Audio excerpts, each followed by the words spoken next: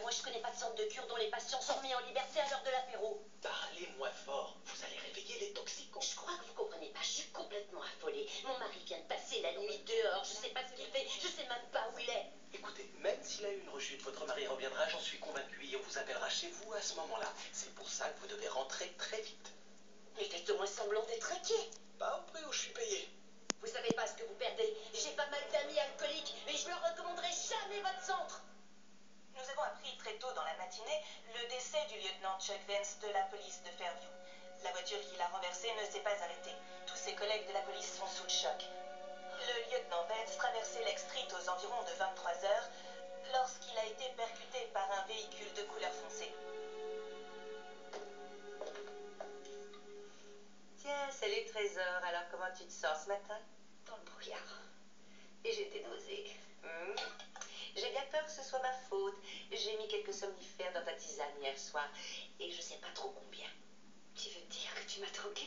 Je devais m'assurer que tu dormirais toute la nuit. J'avais pas envie de te retrouver sur le tapis perçant, les veines tailladées. Omelette espagnole. René, si tu tiens à protéger le tapis perçant, enlève-moi ça. Bien. T'as qu'à me dire ce que tu prends au petit déjeuner et je te préparerai ça pour demain. Demain? Tu penses être encore là demain? Bah oui, je reste ici jusqu'à nouvel ordre. T'as pas vu que j'avais posé mon sac là-haut? J'emménage. Non. Ne te sens pas du tout obligée. Après ce que t'as tenté de faire hier soir, j'ai pas vraiment le choix. Mais je très bien. C'était juste un moment de folie passagère et aujourd'hui est un autre jour et je me sens parfaitement. C'est toi qui as retiré les lacets de toutes mes chaussures de tennis? Oui. Et j'ai aussi viré tous les couteaux, les rasoirs, les comprimés, les produits d'entretien et le rideau de douche. Tu crois qu'on peut se suicider avec un rideau de douche? Pas du tout. Mais je le trouvais moche. Je vois. C'est pour ça qu'il faut que tu rentres chez toi. Si tu restes, tu pourrais me rendre folle.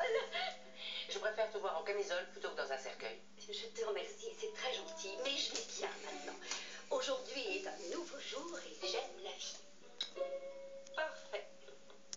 Maintenant que tu as récupéré tous tes esprits, pourquoi tu envisageais de te suicider? C'est très compliqué. Je veux bien le croire. Et je t'informe que je ne bougerai pas d'ici tant que je ne saurai pas exactement pourquoi tu avais un flingue dans ce motel. Je t'en prie, René, ce n'est pas la peine, je t'assure.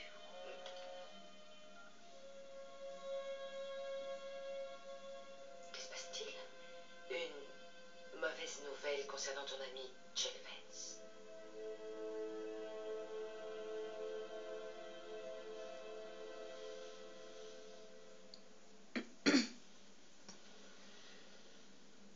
Suzanne?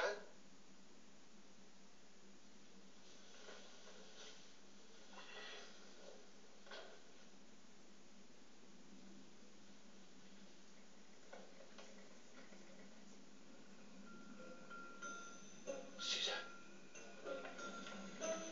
Vous pouvez m'aider, s'il vous plaît?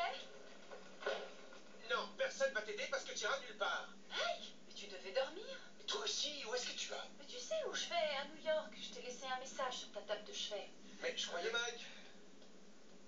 Mais je croyais que c'était réglé. On a dit que tu partais pas à New York toute seule. C'est toi qui l'as dit. Alors j'ai attendu que tu montes te coucher et j'ai reconfirmé ma réservation d'avion.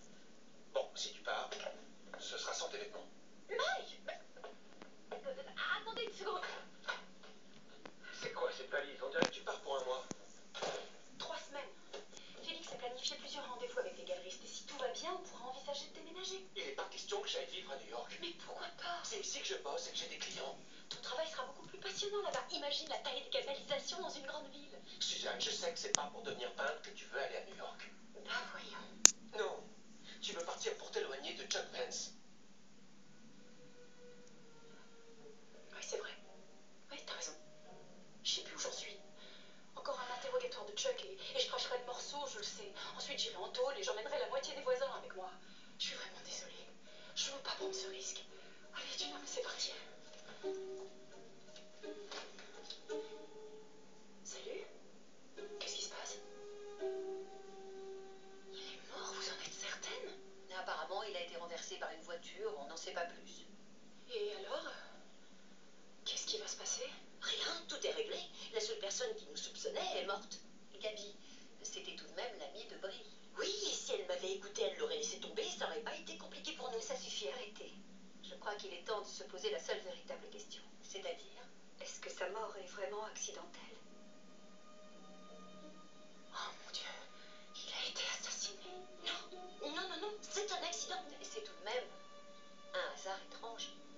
Non, peut-être que Dieu a décidé de répondre à nos prières en envoyant un de ses anges ivrognes et fous du volant. C'est le bon Dieu qui décide. Ok, peut-être qu'on avait de gros problèmes, mais aucune de nous ne ferait ça. Si. Ou c'est une personne qui veut nous protéger. Oh, c'est pas vrai, Carlos. Mais non, Carlos n'est pas là, il est au centre de cure, c'est bien ça. Tout à fait, oui. Et puis mince, arrêtez de faire ces têtes-là. On repart à zéro, la vie est belle. Chuck nous dérangeait, il est parti, c'est une heureuse coïncidence. Une coïncidence. Oui, Brie, les coïncidences, ça arrive. Autrement, le mot n'existerait pas. Bon alors, on n'a plus qu'à tourner la page et à reprendre une vie normale. Exactement. D'accord, Suzanne? Bien sûr. Brie? On est toutes d'accord, c'est un accident. Puisque tu le dis.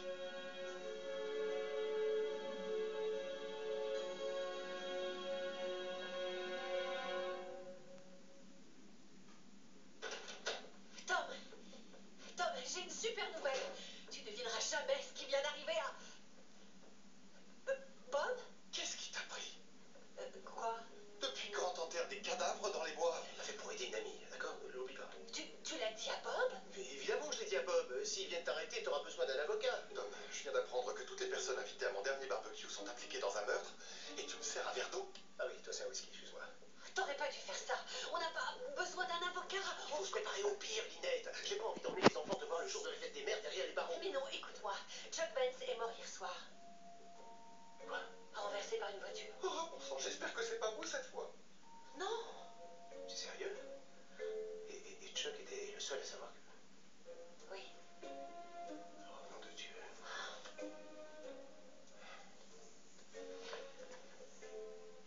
Bob, on n'aura pas besoin de toi finalement. Mais tu peux nous facturer 1 heure de boulot, hein, si tu veux. Y a intérêt. Et je prends le whisky aussi. Alors c'est fini. Oui, je crois.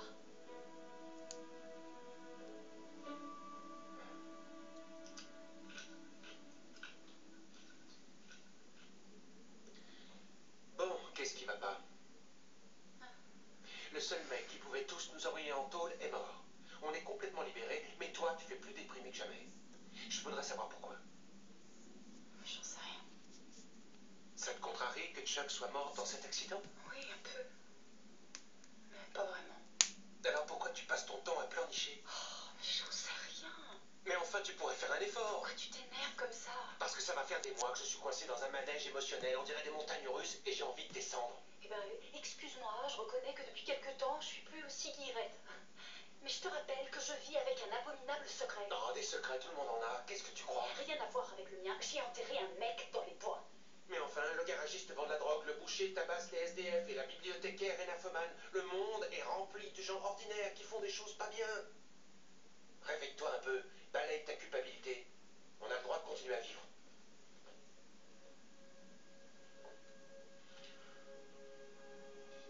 Oui, je sais que t'as raison. Ça n'a pas de sens d'être déprimé pour ça à ce point-là. Il est clair qu'Alejandro était le pire des salauds. Et c'est tant mieux qu'il soit plus là. Oui, il a eu que ce qu'il méritait, c'est sûr.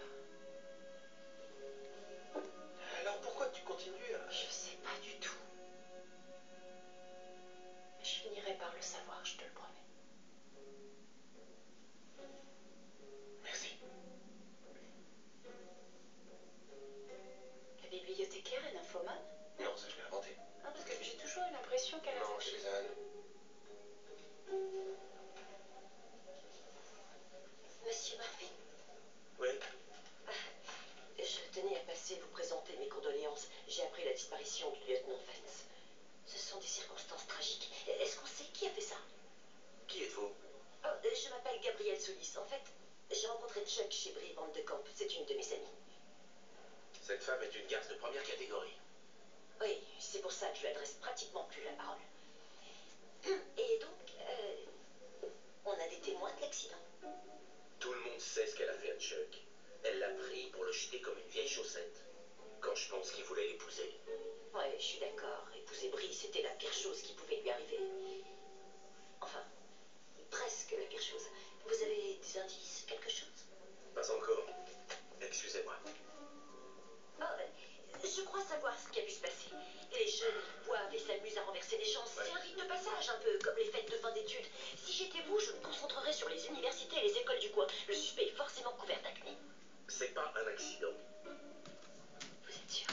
On n'a pas de traces de freinage, pas de tentative de déviation du véhicule. Le conducteur a volontairement foncé sur Chuck.